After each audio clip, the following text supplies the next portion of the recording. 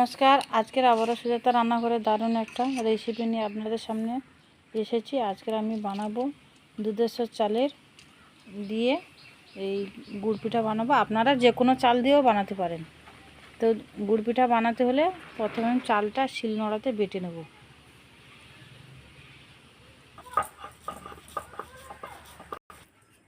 চালটা আমার বাটা হয়ে গেছে।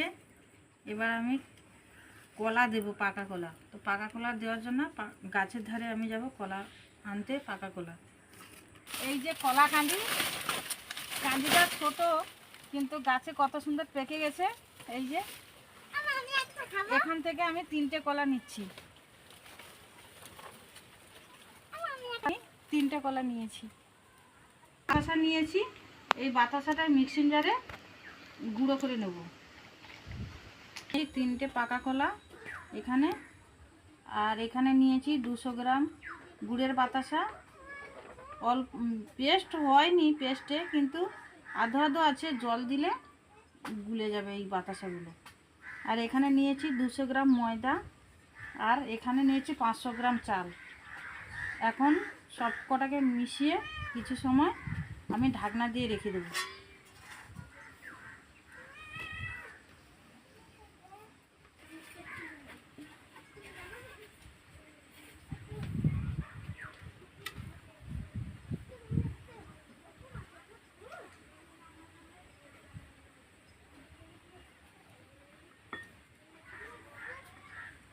পরিমাণ মতো লবণ,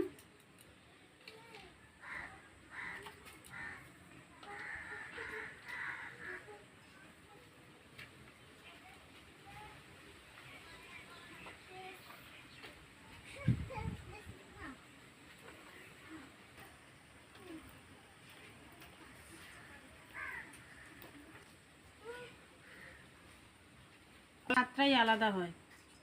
কলা দিয়ে একবার এইভাবে বানাবেন, দেখবেন খুব ভালো লাগবে। বাড়িতে খেয়ে বানিয়ে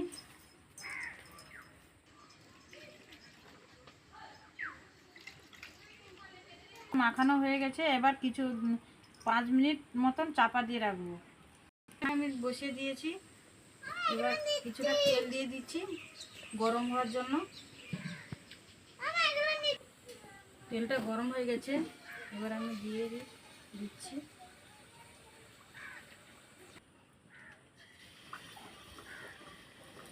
এবার দেখো গুড় পিঠা দুটো ফুলে গেছে, কত সুন্দর।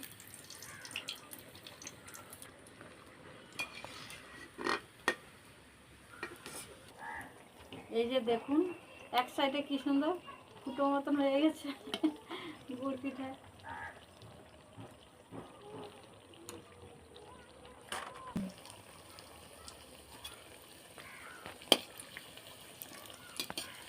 এটা আরো কত সুন্দর দেখতে লাগছে, দুধারে ফুটো, সামনেও ফুটো হয়ে কি সুন্দর লাগছে।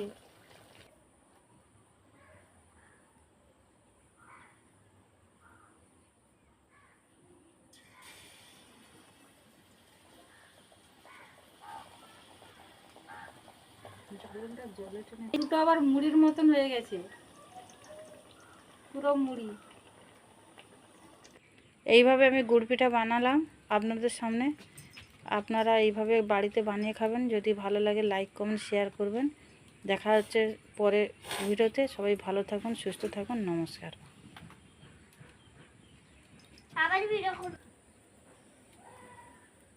আমার নাতনিকে খাইয়ে দিচ্ছি। কত সুন্দর নরম, দেখুন একদম সফট আর নরম।